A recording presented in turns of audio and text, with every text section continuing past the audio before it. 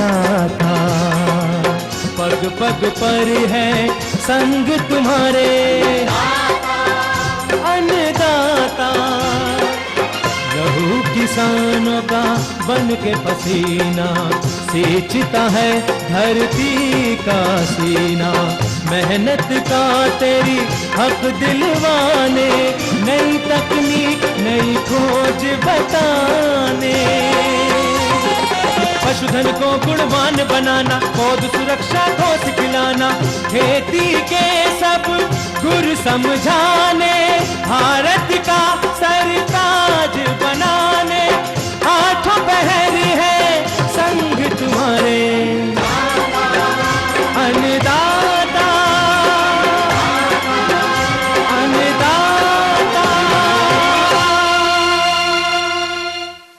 नमस्कार, मैं हूं नीलू। आप सभी दर्शकों का अन्नदाता कार्यक्रम में स्वागत करती हूं। हर रोज की तरह कार्यक्रम में लेकर आई हूं खेती बाड़ी से जुड़ी हुई बहुत सी लाभकारी जानकारियां।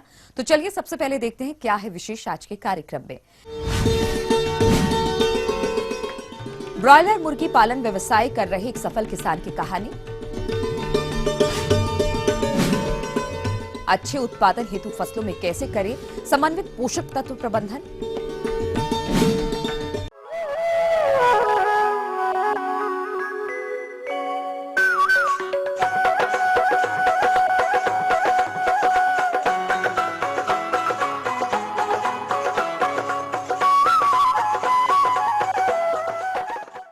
आज प्रदेश के बहुत से किसान कृषि सह व्यवसायों के तहत ब्रॉयलर पालन कर रहे हैं और इससे लाभ भी ले रहे हैं। इन्हीं किसानों में से एक है गोंडा जिला छपरा के प्रगतिशील कृषक विजय कुमार ठाकुर, जो कि ब्रॉयलर मुर्गी पालन व्यवसाय के प्रति वर्ष लाखों रुपए की आमदनी कमा रहे हैं। तो आइए जानते हैं इनकी सफलता की कहानी इन्हीं की जुबानी। किसान भाइयों, कहते हैं कि सच्ची लगन और मेहनत से इंसान किसी भी मुकाम तक पहुंच सकता है। जी हाँ किसान भाइयों, ये साबित कर दिखाया है ग्राम गोड़ा जिला छपरा के रहने वाले प्रगतिशील किसान विजय कुमार ने। इन्होंने ब्रॉयलर पालन की शुरुआत छोटे स्तर पर की थी और आज प्रति बैच में 1500 मुर्गियों को पालते हैं तथा साल भर में 7 बैच निकालते हैं, जिससे इन्हें प्रति वर्ष अच्छी आमदनी प्राप्त होती है। 1500 मुर्गी का क्षमता है, 1500 बच्चे इसमें रखना है। 1500 बच्चा का दाम इसमें 35 से 40 हज़ार लगता है।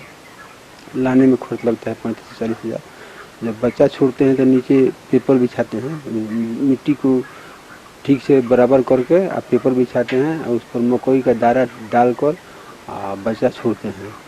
3 रोज के बाद पेपर हटा देते हैं और उसके बाद उसका देख रेख है, नमी है तो खुरपी से या कुदाल से धीरे धीरे मिट्टी को उसकाते हैं, बराबर करते हैं। किसान भाइयों, मुर्गियों की अच्छी वृद्धि और विकास के लिए विजय कुमार कैसे करते हैं इनका आहार प्रबंधन, आइए जानते हैं उन्हीं से। आपको प्री स्टार्चर दाना एक आता है, उसको लगाते हैं, उसको खिलाते हैं। प्री स्टार्चर खत्म होने के बाद स्टार्चर चलता है और स्टार्चर 100 बच्चा पर 2 बोरा चलता है, यही चलाते हैं। उसके बाद बीसी है, मकई का दाना है, 1 क्विंटल मकई पर 50 केजी बीसी का दाना आता है, कंपनी से उसको मिला कर देते हैं।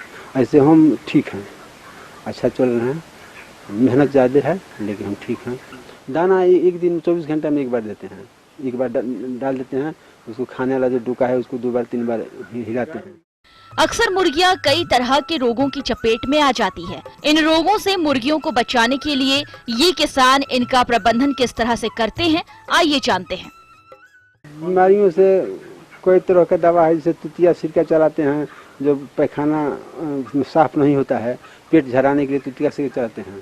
चाहे नौसादर मीठा भी देते हैं, एंटीबायोटिक में मॉक्स देते हैं, स्पोरिटस भी देते हैं ना। मीठा की हर हफ्ता 1-2 रोज होता है। उसको रख रखाव, मिट्टी को कोड़ना, साफ रखना, फिर बीट बाहर कर निकालना, यही सबसे सुंदर है। गर्मी ज़्यादा पछा चलने पर इसको हम 30 से 32 दिन का जब मुर्गी हो जाती है तो उसको हम फार्म को पटौते हैं, पानी देते हैं मोटर से या पंपी सेट से, हल्का पानी देते हैं और नमी रहने पर मुर्गी का ग्रोथ अच्छा होता है। लू से बचाव के लिए फार्म के पश्चिम की तरफ सूती का बोरा सिलवा कर और टांगते हैं। उसके बाद उसमें पाइप द्वारा पानी गिराते हैं, झरना टाइप का, पूरा दिन भींगा रहे। रात में प्रकाश के लिए कोई खास जरूरी नहीं है, ऐसे बिजली का व्यवस्था है, बिजली चलता है।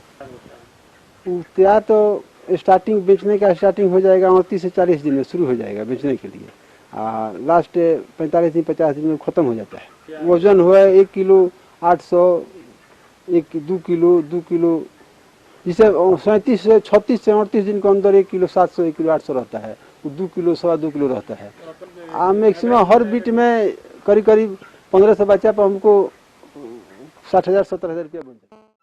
आइए अब चर्चा करते हैं इनके आय व्यय के बारे में।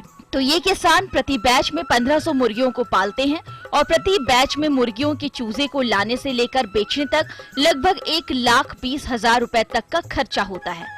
अब यदि इनकी आय की बात करें तो 1500 मुर्गियों को बेचने पर इन्हें कुल 1,50,000 रुपए की आय प्राप्त होती है। अब इस कुल आय में से इनका लागत खर्च 1,20,000 रुपए घटा दें तो इन्हें 1500 मुर्गियों के प्रति बैच से लगभग 30,000 रुपए की शुद्ध आमदनी प्राप्त होती है।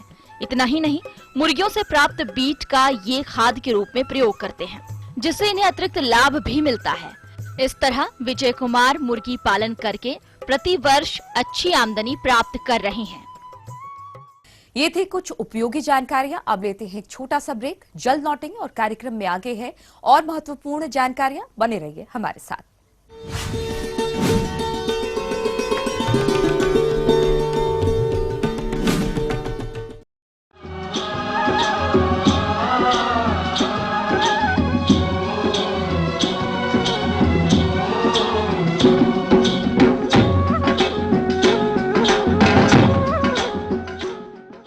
ब्रेक के बाद आप सभी दर्शकों का स्वागत है। चलिए अब रुक करते हैं अगली कड़ी की ओर।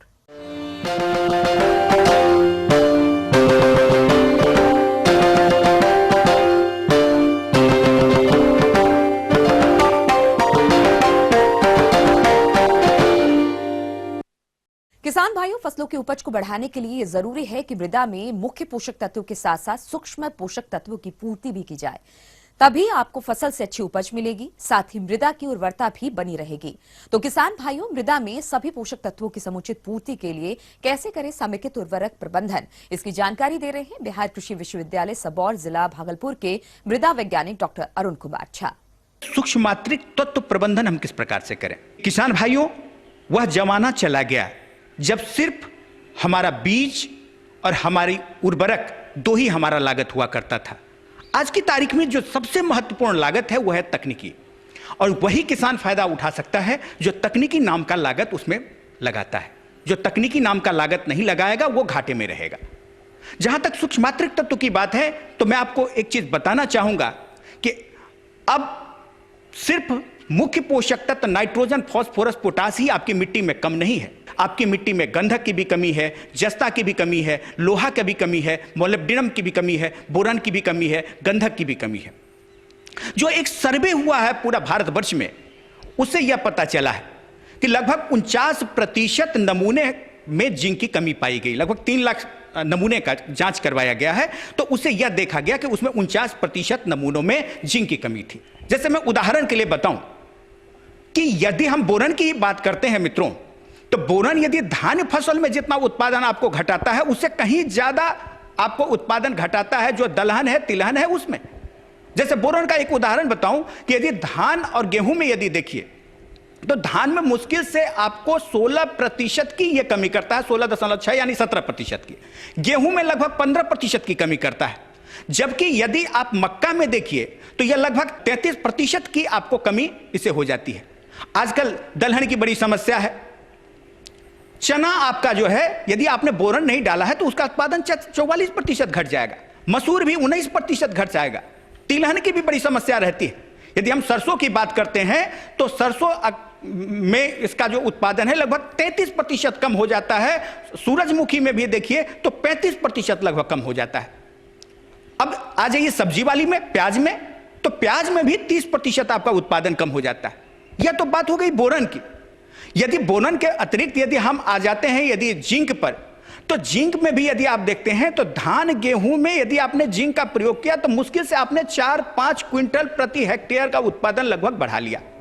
लेकिन साथ ही साथ जैसे तांबा हो गया, जैसे मैग्नीज हो गया, मोलिब्डेनम हो गया, लोहा हो गया, जो अभी कम है, यदि अभी हम ध्यान नहीं देते हैं तो वह आने वाले समय में और उसकी डेफिशिएंसी बढ़ेगी, और यदि उसकी डेफिशिएंसी बढ़ेगी तो ऐसी स्थिति में आप सोच सकते हैं कि हमारा उत्पादन क्या होगा। इसीलिए इसका समुचित प्रबंधन करना बहुत जरूरी है। और इसके लिए जो सबसे बड़ी चीज, ठीक है जिंक की कमी, आप जिंक सल्फेट डाल देंगे, लेकिन जिंक सल्फेट डालने से काम नहीं चलने वाला है। जैसे एक बच्चे को कुछ नहीं दिया जाता है, सिर्फ दूध दिया जाता है, लेकिन उसके गाल बड़े फूले फूले रहते हैं। क्यों? क्योंकि एक संतुलित आहार है। इसी तरह से यह जो आपका जैविक खाद है, चाहे वो वर्मी कंपोस्ट हो, चाहे जो भी आप जैविक खाद डालते हैं, वह जैविक खाद मिट्टी के लिए दूध का काम करता है, क्योंकि इसमें मुख्य पोषक तत्व के साथ साथ समस्त सूक्ष्म पोषक तत्व भी समुचित मात्रा में हैं। अतः इसका प्रयोग पर पहली बात कि बल देने की नितांत आवश्यकता है। ठीक है, आपके पास बहुत ज्यादा नहीं है, समन्वित पोषक प्रबंध की तरफ बढ़ें। जितना आपके पास जैविक स्रोत है, जैविक स्रोत से आप उसकी आपूर्ति कीजिए। जो घट पड़ रहा है वह आप जाकर के किसी रासायनिक स्रोत से डालें। पोषक तत्व प्रबंधन पर एक नजर डालते हैं। उर्वरकों का प्रयोग करने से पहले मृदा में उपस्थित पोषक तत्वों का पता करना जरूरी होता है, जिससे कि मृदा में परीक्षण द्वारा आसानी से किया जा सकता है। अतः पहले मृदा का परीक्षण करवा लें, फिर उसी के आधार पर उर्वरकों का प्रयोग करें। दूसरा, फसलों में कार्बनिक खादों का प्रयोग, जैसे धान का पुआल, बाजरा का भुट्टा, सरसों की तुरी एवं डंठल, उर्द मूंग के सूखे पौधे सड़ाकर बेकार भूसा आदि का प्रयोग करना चाहिए। यह बहुत जरूरी है कि कम से कम 2 से 3 वर्षों में एक बार गोबर की खाद अवश्य दी जाए। इसके लिए प्रतिवर्ष 200 से 250 कुंटल गोबर की खाद देने से मुख्य पोषक तत्वों के साथ साथ पौधों को सूक्ष्म पोषक तत्व भी मिल जाते हैं। अब बात करते हैं कार्बनिक खादों के अंतर्गत हरी खाद की। हरी खाद नत्रजन का एक बहुमूल्य स्रोत है। हरी खाद देने से भूमि में 40 से 60 किलोग्राम नत्रजन की पूर्ति हो जाती है।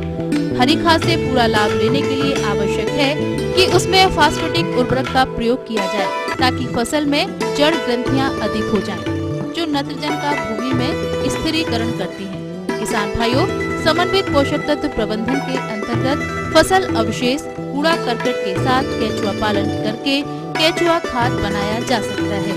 केंचुआ खाद का भी प्रयोग फसल के उत्पादन क्षमता बढ़ाने में सहायक होता है और साथ ही भूमि की भौतिक दशा में भी सुधार होता है। नाइट्रोजन की पूर्ति करने वाले जैव उर्वरक जैसे राइजोबियम, एजेटोबैक्टर, एजोस्पाइरेलम, नील हरित शैवाल प्रमुख है। राइजोबियम जैव उर्वरक सभी दलहनी फसलों व तिलहनी फसलों की जड़ों में छोटी छोटी ग्रंथियों में पाया जाता है, जो सहजीवन के रूप में कार्य करके वायुमंडल में उपलब्ध नत्रजन को यौगिकरण द्वारा पौधों को उपलब्ध कराता है। राइजोबियम जीवाणु अलग अलग फसलों के लिए अलग अलग होते हैं, इसीलिए बीज उपचार हेतु उसी फसल का कल्चर प्रयोग करना चाहिए। एजिटोबैक्टर यह भी एक प्रकार का जीवाणु खाद है, जो भूमि में पौधों की जड़ सतह पर रहकर ऑक्सीजन की उपस्थिति में वायुमंडल की नत्रजन को अमोनिया में परिवर्तित कर पौधे को उपलब्ध कराता है। इसके प्रयोग से फसल की उपज में 10 से 15% की वृद्धि हो जाती है। एजिटोबैक्टर का प्रयोग सभी तिलहनी अनाज वाली फसलों व सब्जियों में किया जा सकता है। एजोस्पाइरिलम कल्चर यह भी एक प्रकार का जीवाणु खाद है। इसका प्रयोग अनाज की चौड़ी पत्ती वाली फसलों जैसे कि ज्वार, गन्ना तथा बाजरा आदि में किया जाता है। साथ ही साथ मिट्टी का कार्बन बढ़ेगा, उसमें जो लाभदायक जीव जीवाणुओं की संख्या है वह भी बढ़ेगी, उसमें वायु संचार बढ़ेगा, पानी को रोकने की क्षमता बढ़ेगी। इससे आपकी मृदा का स्वास्थ्य ठीक ठाक रहेगा। कहीं ना कहीं से जैविक स्रोत से पोषक तत्व देने की बात है, यानी एक मूल मंत्र जैविक स्रोत से पोषक तत्व प्रबंधन। और यदि उससे नहीं हो रहा है तब आप समन्वित पोषक तत्व प्रबंधन की तरफ बढ़ें। आगे और भी है कुछ रोचक जानकारियां, पर यहाँ पर रुकेंगे एक और ब्रेक के लिए। जल्द हाजिर होते हैं।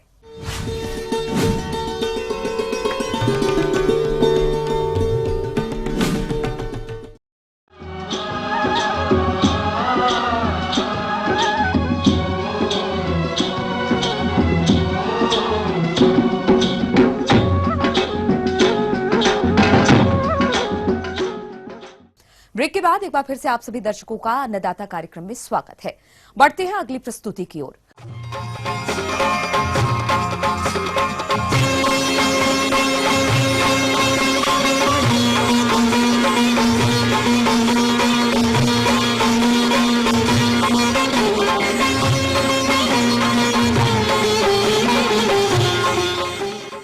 हमारे राज्य के अधिकतर किसान भाई कृषि के साथ साथ दुधारू पशुओं का पालन कर रहे हैं और उनसे वो अच्छा लाभ भी प्राप्त कर रहे हैं, लेकिन कभी कभी उनके दुधारू पशुओं में बांझपन की समस्या देखने को मिलती है और अगर वो इसका समय पर निदान नहीं कर पाते तो आगे चलकर उन्हें कई समस्याओं का सामना भी करना पड़ता है। इसलिए किसान भाई इस समस्या को पहचान कर कैसे करें इसका निदान, इस बारे में सुझाव दे रहे हैं बिहार पशु चिकित्सा महाविद्यालय जिला पटना के डॉक्टर मनोज कुमार। आज हम किसान भाइयों को बताएंगे कि आप की पशु जो है ये बार बार गर्म होती है, बार बार गर्मी में आ जाती है, आप उसको पाल दिलवाते हैं, कृत्रिम गर्भाधान कराते हैं, फिर भी वो पाल नहीं रख पाती है। तो या कभी कभी पशुपालक हमारे देखे होंगे कि गाय गर्मी में नहीं आ रही है, उनका हमेशा शिकायत रहता है कि हमारी गाय गर्मी में नहीं आ रही है। दुधारू पशुओं में बांझपन की समस्या आजकल ज्यादा देखने को मिल रही है। तो किसान भाइयों, हम आपको बता दें, इसके कई कारण हो सकते हैं, जिनमें से प्रमुख कारण इस प्रकार से हैं। आप अपने पशुओं को देखते होंगे कि वो गर्मी में आती है, आपको नहीं पता चलता है कि वो गर्मी में है या नहीं है, लेकिन वो पशु गर्मी में है लेकिन आपको पता नहीं चलता है। कारण होता है कि वो बोलती नहीं है। पशुओं में गर्मी में आने के बाद बोलने की जो आदत होती है कि वो बोलने लगती है, दौड़ने लगती है, चिल्लाने लगती है। इस तरह का जो लक्षण है ये इसको हम लोग गूंग पशु बोलते हैं या चुप्पी पशु बोलते हैं। इसमें इस तरह का कारण देखने को मिलता है। दूसरा हम देखते हैं कि खान पान का जो आप पशुओं को खिलाते हैं उसमें न्यूट्रिशन में आपको विटामिन और मिनरल की कमी हो जाती है। इसके वजह से भी पशु चुप रहते हैं और इस तरह की शिकायतें मिलती हैं।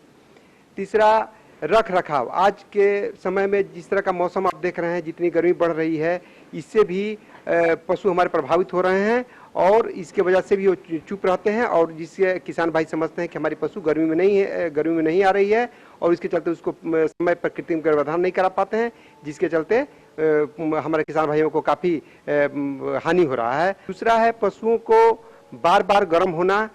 बार बार किसान भाई उसको कृत्रिम गर्भाधान कराते हैं, फिर भी पशु पाल नहीं रखती है। इसमें सबसे पहले आप जान लें कि पशुओं का बार बार गर्म होना, तो सबसे पहले किसान भाइयों को ध्यान देना चाहिए कि पशुओं के गर्मी का सही पहचान, ये बहुत जरूरी है कि सही पहचान होना कि गाय हमारी गर्मी में है कि नहीं। कई पशुपालकों को पशुओं के गर्मी में आने के लक्षणों की पहचान नहीं होती, जिसके चलते वे पशुओं का सही समय पर गर्भाधान नहीं करा पाते। इसीलिए पशुपालक पशुओं के गर्मी में आने के लक्षणों को कैसे पहचाने, आइए जानते हैं। अब कैसे पहचानेंगे आप? इसको पहचानने का जो लक्षण है कि पशुओं को चिल्लाना, बोलना, पशुओं के एक दूसरे पशु पर चढ़ना, खाना कम खाना, दूध कम देना, इधर उधर दौड़ना। साथ में किसान भाई आप ध्यान देते होंगे कि आप दूध दूहते समय देखते होंगे कि उसके बांत में कड़ापन आ जाना, ये भी प्रमुख लक्षण है गाय को गर्मी में आने का। बहुत से पशुपालक पशुओं को गर्मी में आते ही उनका गर्भाधान कराते हैं, जिससे पशु का गर्भ नहीं ठहरता है। इसीलिए पशु का गर्भाधान कब कराना है, आइए जानते हैं। तो सबसे बड़ा कमी क्या होता है किसान भाइयों की तरफ से कि एक दो लक्षण देखने के बाद वो कृत्रिम गर्भाधान करा लेते हैं, जो कि गलत है। इस तरह का नहीं कराना चाहिए। आप अपने पशुओं को सही तरीके से 10-15 मिनट वॉच करें, उसको देखें और 2-4-5 लक्षण, ज़्यादा से ज़्यादा लक्षण जब आपको मिले तभी आपको कृत्रिम गर्भाधान करना चाहिए। इसे हम सुबह और शाम मेथड भी कहते हैं, जिसमें आपको जब पशु गर्मी में आ रहा हो या पशु गर्मी में नहीं है, तो आपको अपने पशुओं का जांच सुबह 6 बजे यानी कि सुबह उठने के बाद करना चाहिए। मतलब दिन में 3 टाइम, सुबह 6 बजे और शाम में 6 बजे। इसके बाद रात में सोते जाते समय यानी कि 10-साढ़े 10 बजे के लगभग में एक बार पशु को खड़ा होकर के 10 से 15 मिनट तक वॉच करना चाहिए, जांच करना चाहिए कि हमारे पशु गर्मी में है कि नहीं। वो यदि पता चले गर्मी में है तो आपको गर्मी में आने के 10 से 12 घंटा के बाद उसको कृत्रिम गर्भाधान कराना चाहिए। जब पहला कृत्रिम गर्भाधान हो गया, उसके 8 से 10 घंटा के बाद दूसरा कृत्रिम गर्भाधान कराना चाहिए। अब ये सोचते होंगे किसान भाई कि 2 बार या 3 बार कराने से हमारे पशु पाल रख लेंगे, तो ऐसी बात नहीं है कि कृत्रिम गर्भाधान 2 या 3 बार कराना ही जरूरी होता है।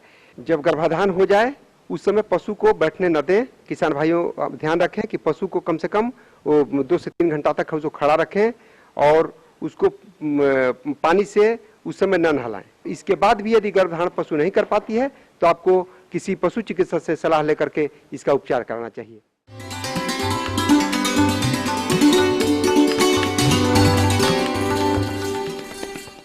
अन्नदाता हेल्पलाइन निशुल्क फोन संपर्क सेवा के माध्यम से आपके द्वारा पूछे गए कृषि से जुड़े प्रश्नों में से एक या दो महत्वपूर्ण प्रश्न को हम अपने कार्यक्रम में शामिल करते हैं।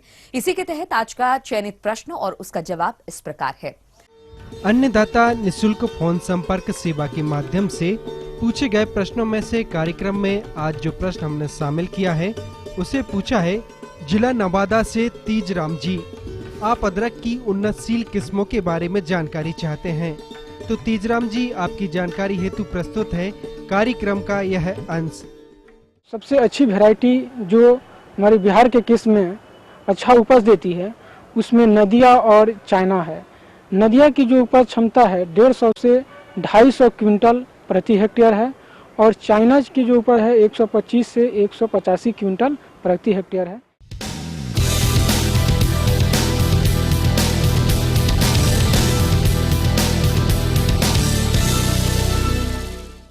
राज्य के विभिन्न मंडियों में कृषि उत्पादों के चढ़ते उतरते बाजार भाव की संक्षिप्त जानकारी इस प्रकार है।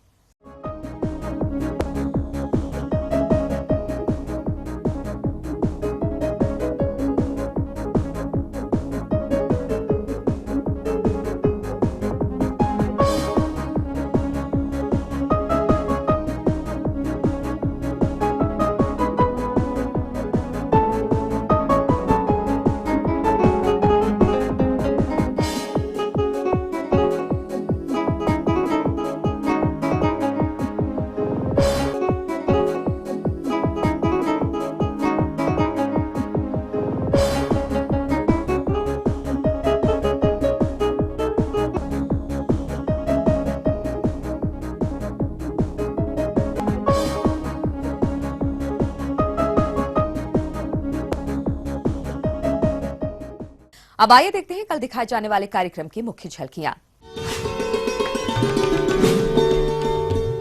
मखाना की भरपूर उत्पादन देने वाली किस्में एवं वैज्ञानिक रोपाई तकनीक, समेकित कृषि प्रणाली एक अधिक आय का जरिया। हम ये उम्मीद करते हैं कि आज का कार्यक्रम आप सभी दर्शकों के लिए उपयोगी रहा होगा। किसान भाइयों, अन्नदाता आपकी सेवा के लिए संकल्परत है। कृषि संबंधित समस्या एवं सुझावों के लिए आप हमें इस पते पर संपर्क कर सकते हैं।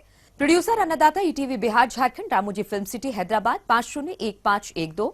साथ ही आप हमें ईमेल भी कर सकते हैं। हमारा ईमेल है annadatabihar@etv.co.in। इसके अतिरिक्त आप हमें निशुल्क हेल्पलाइन नंबर 180010845999 पर सोमवार से शनिवार सुबह 10 से शाम 4 बजे के बीच संपर्क कर सकते हैं। फिलहाल अन्नदाता की पूरी टीम को इजाजत दीजिए। कल फिर इसी समय आपसे मुलाकात होगी कृषि संबंधी कुछ और महत्वपूर्ण जानकारियों के साथ। तब तक के लिए नमस्कार।